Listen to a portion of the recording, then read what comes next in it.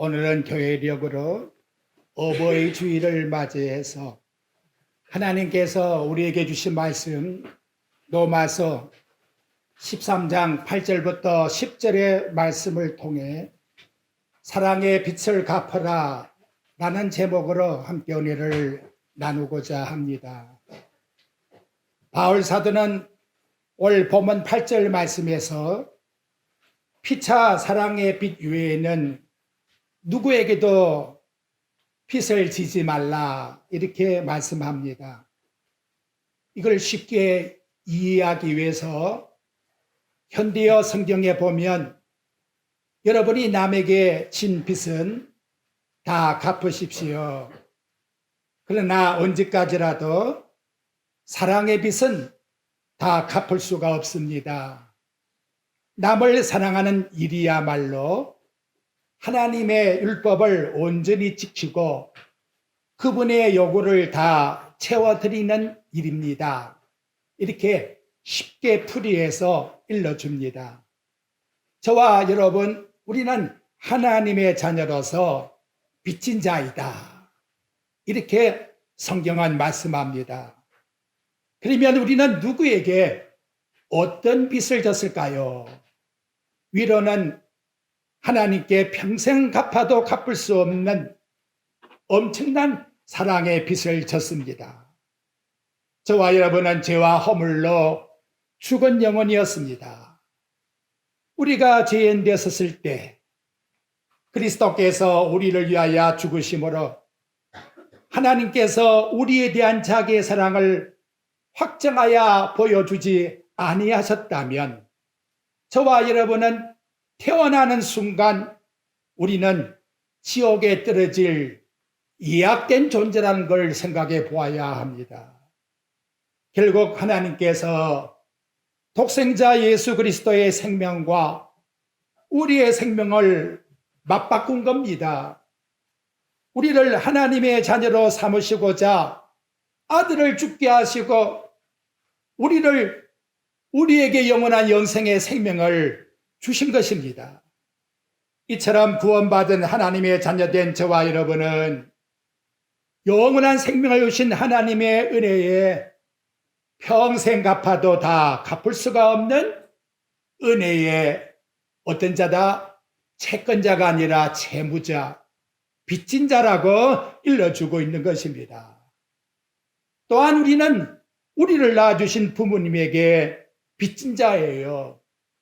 자식 없는 부모는 있어도 부모 없는 자식은 세상에 아무도 없습니다. 결국 이 땅의 자식들은 누구를 막론하고 부모님의 사랑을 받았기 때문에 세상에 태어나게 되었고 존재하고 있다는 걸 생각하셔야 합니다. 근데 문제는 뭐냐? 우리 마음에 평생 갚아도 갚을 수 없는 그 사랑의 빚을 잊어버리고 살아갈 때가 얼마나 많느냐? 이걸 저나 여러분이나 한번 생각을 해보자는 거지요. 바울 사도는 인간의 타락이 어떻게 생겼을까?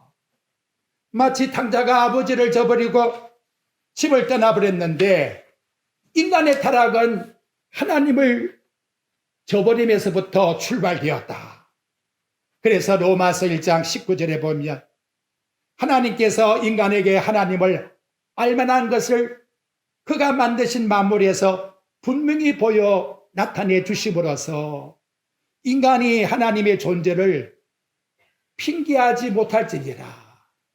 온 세상의 만물은 하나님이 계신 것을 우리 인간들에게 보여주고 있다는 거지요.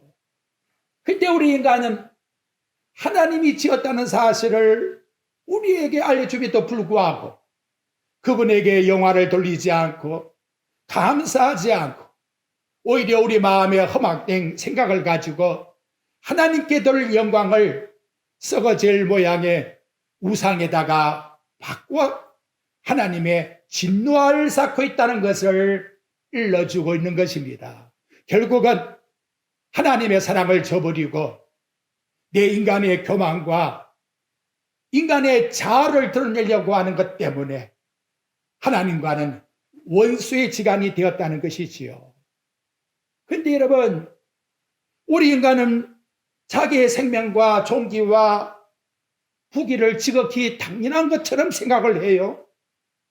하나님이 의당 나에게 영원한 생명을 주실 의무가 있고, 하나님은 또한 나에게 복을 줄 의무가 있다, 이렇게 생각하고 있는 거예요. 또 부모님에게 대해서도 자녀는 의당 생각합니다. 부모는 내가 자식이니까 사랑해 줘야지, 이게 내 권리가 아니냐, 이렇게 생각들 하고 살아가고 있다는 거지요. 결국 하나님이 주신 영생의 가치의 소중함, 나라고 하는 존재를 양육시켜 주신 부모님의 사랑의 그 은혜를 망각함으로 말미암아 하나님께서 인간에게 주신 영적 위기의 질서가 파괴되었다라고 일러주고 있습니다. 그래서 바울은 디모데에게 바로 이런 날이 말세라고 말하는데, 디모데후서 3장 1절부터 4절에 자세하게 설명을 해주고 있어요. 사람들이 자기를 사랑하며 돈을 사랑하며 자랑하며 교만하며 비방하며 부모를 거역하며 감사하지 아니하며 거룩하지 아니하며 무정하며 원통함을 풀지 아니하며 무함하며 절제하지 못하며 사나우며 선한 걸 좋아하지 않고 배신하며 조급하며 자만하며 쾌락 사랑하는 걸 하나님 사랑보다 더한다. 그것이 어느 때냐? 바울은 디모데에게 말세라고 말합니다. 근데 여기 나타나고 있는 카레포스라는 이 말세의 의미를 사전에 보게 되면 악한 세대, 이렇게 나와요. 그러니까 마지막 주님 오신 종말에 이런 일이 있다, 그런 의미보다는 이 세상 악한 세대가 어떤 모습이냐, 마치 창세기 6장에 보게 되면 5절 이하에서 하나님이 그 노아에게 방주를 만들라 라고 말할 때에 세상에 대한 말씀을 쭉 기록합니다. 사람의 죄악이 세상에 가득하여 그 마음으로 생각하는 모든 계획이 항상 악할 뿐만 아니라 항상 악하다. 그래서 하나님이 사람 지으심을 한탄하사 마음에 근심하시고 이렇게 말씀하고 있다는 것이지요. 하나님이 탄식하는 이유가 뭐냐? 하나님을 영화롭게 하고 승계해야 될 텐데 피조물 우리 인간이 하나님을 저버리고 그리고 나 자아를 나타내는 그와 같은 모든 교만 속에서 살아가는 삶의 형태가 나타나기 때문에 그 첫 번째 등장하는 열매가 뭐냐? 부모에 대해서 무관심하다. 이것이 여러분 오늘 이 시대에 나타나고 있는 악한 세대의 모습이라는 거예요. 여러분, 하나님께서 우리에게 베푼 은혜를 생각해 보십시오. 하나님은 영원한 생명을 우리에게 주셨지만 그 값을 요구하지 않고 있어요. 창세전에 예비하신 어린 양 대신 독생자 그리스도를 믿기만 하면 어떠한 죄인이라 할지라도 하나님의 자녀가 되는 권세를 주신다라고 이와 같이 말씀하고 있습니다. 그리고 주님은 그 사랑의 빛을 갚으라 하심이 아니에요. 조건 없이 이 땅에 보낸 독생자 예수 그리스도를 믿기만 하면 다 해결된다는 거예요. 내가 너에게 사랑 요구하는 게 아니라 그 아들 믿기만 하라. 아들만 믿으면 내가 베푼 것 다 내가 그것으로 만족한다는 것이지요. 여러분, 우리 부모님들의 바람이나 요청이 뭐예요? 우리가 부모님에게 요청하여 세상에 나온 존재입니까? 오직 부모님의 사랑 때문에 존재하고 있다는 것이지요. 부모님이 여러분들에게 무엇을 요구합니까? 그거 아니에요. 부모님이 요구하는 것은 다만 부모님들에게 물어봐요. 부모된 권위를 너 인정해달라, 그거예요. 이것이 바로 바람이에요. 이것을 요구하고 있다는 것이지요. 만일 우리가 어떠한 값을 지불하고 하나님께 영생을 얻었다면 그건 빚진 자가 아닙니다. 부모에게 값을 치우고 나서 내가 세상에 태어났다면 역시 빚진 자가 아니에요. 저와 여러분은 하늘의 아버지 하나님과 이 땅의 부모님께 사랑의 빚을 졌는데 얼마만큼 졌느냐? 그걸 예수님께서 누가복음 18장에 있어서 탕감받은 금액으로 계산을 해서 일러주고 있습니다. 어느 정도냐? 1만 달란트의 빚을 탕감받았다. 한 노동자의 품삯이 한 데나리온인데 한 달란트는 6천 데나리온이다. 그럼 여러분 생각해 봐요. 1만 달란트에 만, 그리고 6천 곱하기, 그리고 한 사람이 나가서 일하는 품삯을 10만 원으로 계산하면 천문학적 숫자예요. 6조억이 나온단 말이에요. 6조억이. 이러한 돈을, 이리 어마어마한 돈을 탕감받은 그런 사랑을 받은 자라는 것을 하나님은 우리에게 일러주고 있는 것입니다. 그렇다면 성도는 어떤 삶을 살아야 될까요? 오늘 본문 말씀이 나타나고 있는 8절을 다시 생각을 해 보십시오.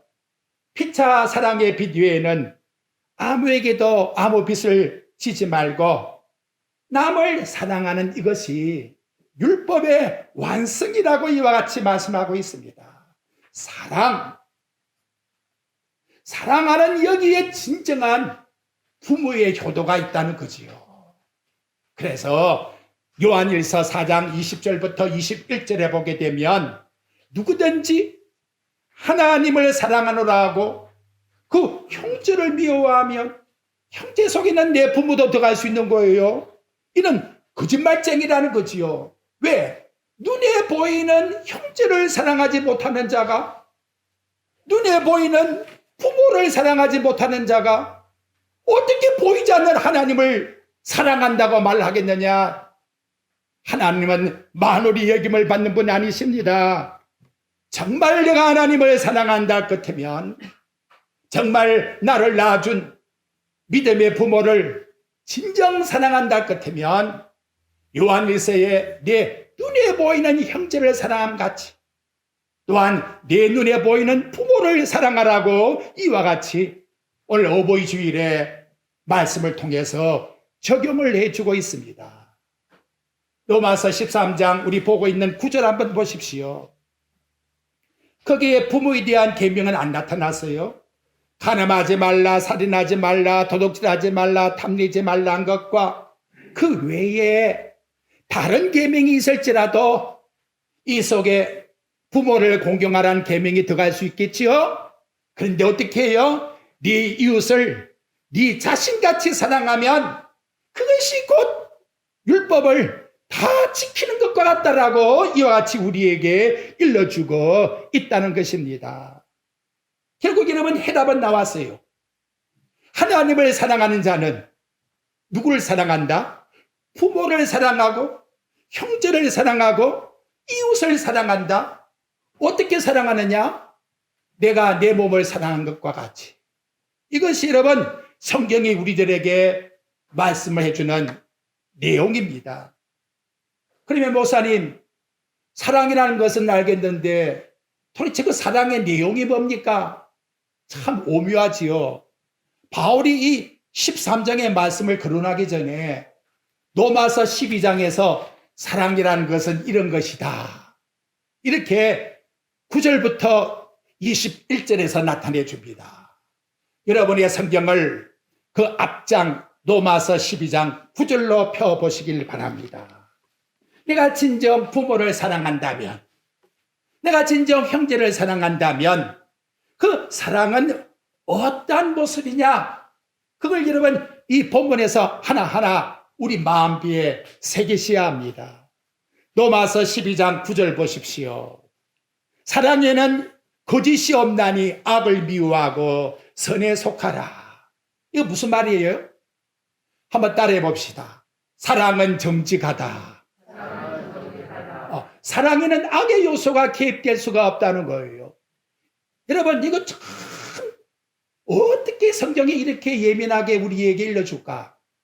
사랑 속에는 네 이기적인 욕심이 절대 포함되면 안 된다는 거예요. 어버이 주일에 내가 부모를 사랑하는데 우리 부모님 재산 많으니까 내가 사랑하는 채 해야지. 사랑을 많이 보여줘야지. 그래야 나한테 유산을 주지. 이건 사랑이 아니라는 거예요.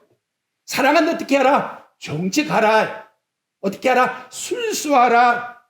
이것이 사랑이라고 우리에게 일러주고 있다는 거지요. 참 우리 마음을 꿰뚫지요. 두 번째, 여러분, 로마서 12장 10절 한번 보십시오. 사랑은 어떠하냐? 그래. 형제를 사랑하여 서로 우애하고 존경하기를 서로 먼저 하며, 이렇게 말씀하고 있습니다. 사랑이라는 것은 뭐냐? 서로 첫째는 뭐냐? 우애. 우애라고 하는 필로소토로코스라는 단어가 친절이란 뜻이에요. 친절. 내가 진정 형제를 사랑한다면 내 모습은 형제에게 친절한 모습으로 나아가야 돼요. 그 다음 내용에 보면 존경이라 그랬지요. 근데 그 존경이라고 하는 티베라고 하는 헬라의 단어를 보게 되면 가치를 말해주고 있는 거예요. 가치라는 것이 뭐냐? 다윗이 시편 16장 3절에 보게 되면 땅에 있는 성도들은 존귀한 자니 나의 모든 즐거움이 그에게 있도다. 여러분, 다윗은 유다 나라의 왕입니다. 유대의 왕이 자기의 백성들 중에도 하나님을 섬기는 성도를 볼 때에 자기와 똑같은 레벨로 본다는 거예요. 이것이 진정한 사랑의 모습이라는 것이지요. 그래서 그들과 같이 서로 똑같은 위치에서 교제를 나누는 삶, 남을 사랑하는데 사랑이라고 하는 것을 똑같은 위치에서 그에게 배려해 주는 모습. 근데 서로라고 했으니 사랑은 오기를 기다리는 것이 아니라 내가 먼저 사랑을 주는 것이 순서라는 것을 말씀해 주고 있는 겁니다. 어버이 주일에 부모님을 존귀한 분으로 생각합니까? 빨리 죽었으면 좋겠네, 이 마음입니까? 여러분, 우리 마음을 한번 깨뜨려 봐요. 그리고 뭐라고 합니까? 오늘 본문 말씀에 서로 우애하라. 부모님이 언제 나한테 전화해 줄까 기다리고 있습니까? 자식된 도리에서 내가 먼저 안부를 전해줘야 될 거 아니에요? 이게 우애입니까? 우애. 그걸 어떻게 먼저 해라. 그분을 진정 존경한다면, 여러분, 진정 존경한다면 가만히 있을 수가 없지요. 어찌 보면 오늘 우리 마음을 탁탁 하나님이 찌르는 건데 그 좋은 거지요. 왜? 깨닫게 해주니까. 사랑은 뭐냐? 우리 부모님만큼 존귀한 분이 어디 있어? 이 마음을 가지고 그분에게 내가 먼저 안부를 전해주고 내가 먼저 접근하는 것이지요. 이것이 진정한 사랑이라고, 우애라고. 오늘 바울은 사랑이 뭐냐에 대해서 말씀할 때에 두 번째 이와 같이 말씀하고 있습니다. 또 세 번째 한번 볼까요? 11절 한번 보십시오. 사랑이 뭐냐? 부지런하여 게으르지 말고 열심을 품고 주를 섬기는 것이 사랑이다. 이렇게 말씀을 해요. 이 부지런하여라는 말이 거기 열심을 품고라는 열심이란 뜻이에요. 근데 부지런하다 그러면 열심을 품어라. 그 다음 뭐가 나왔지요? 뭐 하지 말라고요? 게으르지 말고. 근데 그 사전의 뜻을 보면 실적 내지 말고 이렇게 나와요. 한두 번 부모를 공경하는 것은 좋은데 부모님이 오래 장수하니까 아이고 실적이 난단 말이에요. 실적이. 이건 사랑이 아니라는 거예요. 참 이 성경 오묘하지요. 아이고 예수 한 10년 믿어줬으면 되는 거지. 이거는 마음의 실적을 느낀다는 거예요. 그거는 주님을 섬기는 사랑이 아니라고 우리에게 말씀해 주고 있다는 거지요. 여러분, 정말 사랑이라는 걸 내 마음에 품고 있다면 이 사랑의 힘이 얼마나 크냐. 아가서 8장 7절에 보면 많은 물도 이 사랑을 끄지 못하겠고 홍수라도 삼키지 못할 거고 그 온 가산을 다 가지고 와서 사랑을 팔아라 바꾸자 해도 오히려 멸시를 당하고 간다. 이게 진정한 사랑의 가치라고 말씀하고 있습니다. 어느 교회에 한 성도의 가정에서 담임 목사를 초청해서 식사를 대접했습니다. 대화 중에 부부가 서로 목사님께 이야기를 하면서 우리가 어떻게 결혼한지 아십니까? 이렇게 이야기를 목사님께 드리더랍니다. 그 내용을 보니까 옛날 어쨌든 그 아내 된 사람은 시골의 큰 부잣집 딸이고, 그리고 지금 남편 된 사람은 서울에 돈이 없는 그런 총각으로 그냥 살았는데, 대학에서 어플로 만나서 사귀고 있는 중에 시골의 부모님들이 딱 들어보니까 그 사귀는 총각이 아무 돈도 없다는데, 그래서 막무가내로 올라와서 딸을 붙잡고 기차를 타고 내려갔다는 거지요. 이제 문제가 생겼다. 그게 뭐냐? 그 딸이 나는 이 남자밖에는 안 돼. 그런 기차에서 뛰어내렸다는 거예요. 이게 사랑이라는 거예요. 그리고 나니까 부모가 아무 말도 못 하더랍니다. 왜? 더 큰 일이 생길까봐. 그래서 결혼하게 되어서 예수 잘 믿고 이렇게 잘 살고 있다고 목사님한테 말씀을 하더라는 거지요. 여러분, 진정한 사랑이었다면 내 목숨까지라도 던지는 거예요. 그게 진정한 사랑이라는 거지요. 그 얼마나 힘이 강합니까? 뿐만 아니라 여러분 12절 말씀만 보십시오. 사랑이 있다 그러면 고통과 고난이 오면 슬퍼할까요? 뭐랍니까? 소망 중에 즐거워하며 환난 중에 참으며 기도에 항상 힘쓴다 그래요. 믿음의 사랑이라는 것은 여러분 맹신이 아니에요. 누가 믿으라고 하니까 그래 남이 믿으니까 나 예수 믿자, 이런 믿음이 아니라는 거예요. 확실한 뭐가 있다? 소망. 분명히 천국이 있다. 하나님이 계신다. 그렇기 때문에 외적 환경 어려움이 온다 할지라도 절대 낙심하지 않고 그 어려움 속에 오히려 기쁨으로써 그 모든 걸 인내할 수 있는 것이 뭐냐? 사랑이라고 이와 같이 우리에게 일러주고 있다는 것이지요. 여러분, 사랑한다면 반드시 필요한 것이 뭐예요? 그분을 위해서 따라해 봅시다. 기도드린다. 소리가 없어요. 기도드린다. 그렇습니다. 여러분, 내가 사랑의 몽독에서 그 사람의 이름이 빠져 있다. 결국은 그 사람 사랑 안 하기 때문에 그래요. 사랑하는 사람에게 대해서는 기도를 하지 아니할 수가 없다는 것이지요.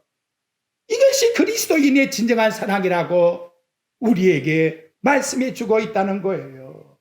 사랑하는 자를 위해서 기도하는 것이 진정한 사랑이다 라는 걸 우리에게 일러주고 있는 것입니다. 여러분, 자식을 사랑합니까? 근데 자식을 위해서 기도하네. 그 자식 사랑하는 거 아니에요. 성 어거스틴 모니카가 자기 어거스틴이 방황하고 있을 때에 돌아오기를 무릎이 닳도록 하나님께 기도했다는 것이지요. 그래서 어거스틴이가 자기 어머니의 그 기도를 보고 유명한 말을 남긴 거예요. 자식을 위해서 기도하는 어머니가 있다면 그 자식 반드시 돌아와 회개한다. 자기를 보니까 뿐만 아닙니다. 여러분, 웨슬레의 어머니 수산나가 19의 자식을 낳았어요. 그런데 자식들이 가만히 어머니의 기도를 들어보면 매일같이 첫째 자식부터 19명 이름을 하나하나 다 불러가면서 기도하니 자식들이 그 어머니의 기도를 듣는데 어떻게 마음이 녹아지지 않을 수가 있겠나라는 것이지요. 여러분, 부모를 위해서 최고로 해드리는 효도가 뭡니까? 답을 대봐요. 하나님께 뭘 드린다? 기도 드린다. 이거 얼마나 우리에게 중요한 내용입니까? 그리고 자식이 진정 부모를 사랑한다면 부모님을 위해서 뭐한다? 기도해드리는 것이 최고의 효도라는 것이죠. 이걸 저와 여러분이 이 말씀 속에서 오늘은 하나하나 적용을 해야 돼요. 그 다음 5번째 13절 보십시오. 사랑은 뭐냐? 성도들의 쓸 것을 공급하며 손대접하기를 힘써라. 이 말씀이 나오니까 무슨 생각이 나요? 아이고, 내 먹고 살기도 바쁜데, 우리 식구 먹고 살기도 바쁜데, 남의 식구, 남의 손님 생각해 보라고? 아직 사랑에 녹아지지를 않고 있다는 거지요. 이 당시의 분위기를 보게 되면 로마의 종교 탄압이 왔기 때문에 성도들이 흩어졌고 또한 손님들이 많이 있었다는 거지. 흩어진 나그네가 되었다는 거예요. 그러한 자가 나의 집에 방문했을 때에 그 자를 위해서 어떻게 하라? 대접하라. 이것이 진정한 사랑이라. 행동으로 보여주라. 근데 놀라운 것은 사도 바울이 예수님께 받은 말씀이라고 일러주는 내용이 사도행전 20장 35절에 나와요. 그래서 밀레도에서 장로들에게 한 말이 뭐냐? 범사에 여러분에게 모범을 보여준 것 같이 수고하여 약한 사람을 돕고 주 예수께서 친히 말씀하신 바 받는 것이 주는 것보다 복이 있다? 아니에요. 주는 것이 받는 것보다 복이 있다고 하는 이 말씀을 늘 기억하면서 살아가라. 이게 여러분 사랑입니다. 내 가진 것 남을 위해서 어떻게 하면 줄 수 있을까라고 하는 연구하는 사람은 복된 사람이에요. 이런 사람이 복받은 사람이라고 말씀해 주고 있다는 거예요. 효도는 뭐예요? 당연히 내가 자식이니까 부모한테 받아야지. 그것이 효도가 아니에요. 부모에게 내가 어떻게 하면 좋은 걸 줄까? 줄 수 없어도 마음이라도 그런 마음을 품어야지요. 이게 진정한 효도의 마음이라고, 이게 진정한 사랑이라고 이렇게 바울은 우리에게 말씀해 주고 있는 겁니다. 또 14절 한번 보십시오. 6번째, 사랑은 뭐냐? 너를 박해한 사람이 있으면 뭐 해주라? 저주하라? 축복해 주라고 말씀을 합니다. 선의 행함을 위해서 고난을 받으면 하나님이 보시기에 아름답다. 베드로전서 2장 20절의 말씀이에요. 예수님이 산상수원에 뭐라고 말씀합니까? 누가 고발해서 속옷을 달라 하면 그도까지 줘. 억지로 오래 가자 그러면 심리까지 가. 너 원수 미워하지 마. 원수를 사랑해. 그리고 너 박해하는 사람이 있으면 그를 위해서 너 기도해 줘. 이렇게 말씀하고 있다는 거지요. 사랑하는 성도 여러분, 친정 며느리 된 입장에서 시부모를 사랑한다면 험담을 해야 될까요? 축복을 빌어야 될까요? 말하기 싫지요? 여러분, 이 말씀 속에서 그대로만 실천하면 되는 거예요. 축복을 빌어주라 그래요. 축복을. 시부모님들, 며느리에게 미운 마음이 있습니까? 축복을 빌어줘요. 축복을. 그 마음은 잘못된 마음이라는 것이지요. 왜? 하나님은 저와 여러분을 위해서 독생제까지 아끼지 않고 희생하셨는데, 아니 내 입에서 부모님에게 용돈 주는 것도 아니고 복 빌어주는 것이 뭐가 그렇게 힘드냐 이 말이지요. 오늘 이 본문은 뭐예요? 너 죽이겠다. 박해하는 사람을 위해서 복을 빌어주라고 이렇게 우리에게 말씀해 주고 있다는 거지요. 참 이 사랑의 내용을 보니까 내 마음을 톡톡 찌르지요. 그 다음 7번째 또 가봐요. 사랑이 뭐냐? 15절입니다. 즐거워하는 자와 같이 뭐한다? 즐거워하고. 누구와? 우는 자와 같이 뭐하라? 울라. 그게 동거동락해라. 이거예요. 동거동락해라. 내한테 유익됨이 있으면 탁 나타나고, 내게 유익이 없다면 바람같이 사라지는 자가 되라. 지금 이런 말씀하는 게 아니라, 오히려 고통과 봄이 있다면 그들과 같이 내가 눈물을 흘릴 수 있는, 동고동락할 수 있는 마음을 가지고 함께 살아가라. 이것이 진정한 사랑이라고 말씀하고 있다는 거지요. 부모가 못 살고 자식이 잘 살면 같이 동고동락하는 마음을 가져야지. 아이고, 우리 부모님은 못 산대. 어떻게 그런 마음을 가질 수가 있겠나 이 말이지요. 그래서 이제 8번째 봐요. 16절에 또 딱 나와요.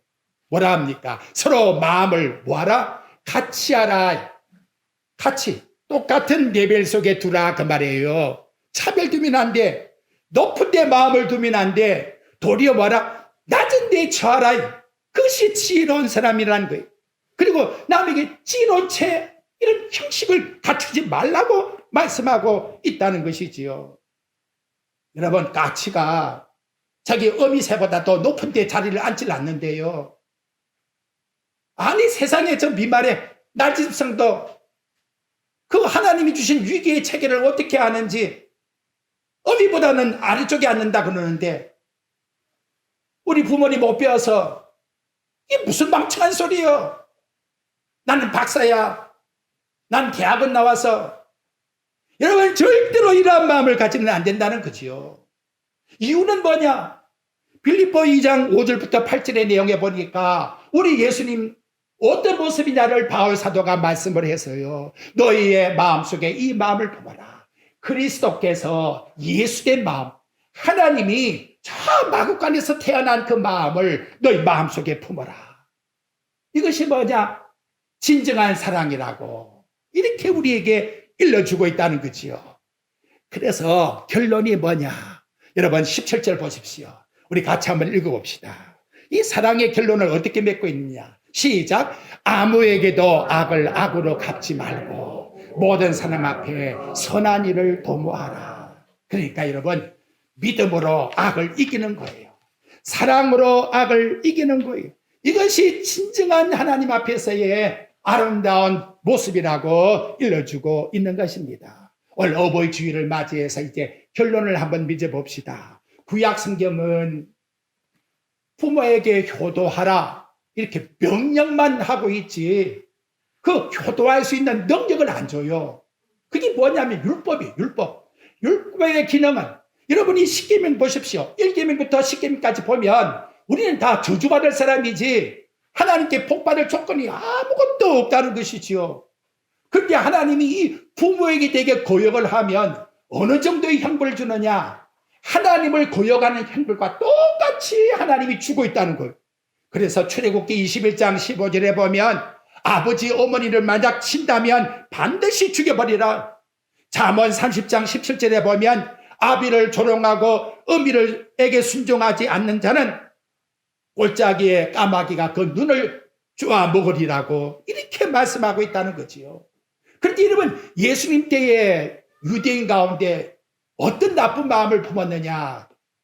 부모한테 쉽게 말하면 용돈 주기 싫으니까 고르반 되었다는 거예요. 고르반이 뭐냐? 나 하나님께 다 갖다 바쳤기 때문에, 나 11조 했고 주일 헌금 드렸기 때문에 어머님한테는 용돈 줄 거 없어요. 고르반 되어서요. 그것이 사회적으로 풍습이 되어버렸다는 거지요. 그걸 누가 책망하느냐? 이 땅에 오신 예수님께서 어떻게 너 부모에게 효도하는 것을 종교의 의식을 핑계해가지고 오히려 죄를 짓고 있느냐고 이렇게 말씀으로 일러주고 있다는 거예요. 문제는 어떻게 해결할 수 있느냐? 에베소 6장 1절과 2절을 보니까 부모에게 공경하라. 그런데 주 안에서 순종하라고 이와 같이 일러주고 있습니다. 율법에서는 저주의 기능만 있지 순종할 수 있는 능력을 주지 않아요. 그런데 바울은 에베소서를 기록해 나가면서 주 안에서 할 수 있다. 할 수 있는 계명이라고 일러주면서 주 안에서 순종하라고 말씀하고 있다는 것이지요. 주 안에서의 순종이 뭐냐? 주님이 너를 위하여 십자가상에서 죽지 않았느냐? 갈보리 십자가에서 죽는 그 희생의 사랑을 네가 안다 할 것이면 당연히 너 부부에게 순종하는 것, 그 당연하지 않느냐?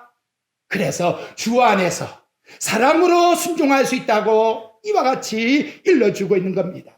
예수 그리스도의 십자가의 사랑만이 부모에게 순종할 수 있는 힘의 능력이라고 말씀합니다. 여러분, 구약의 아브라함 보십시오. 지난전 우리 보았지요.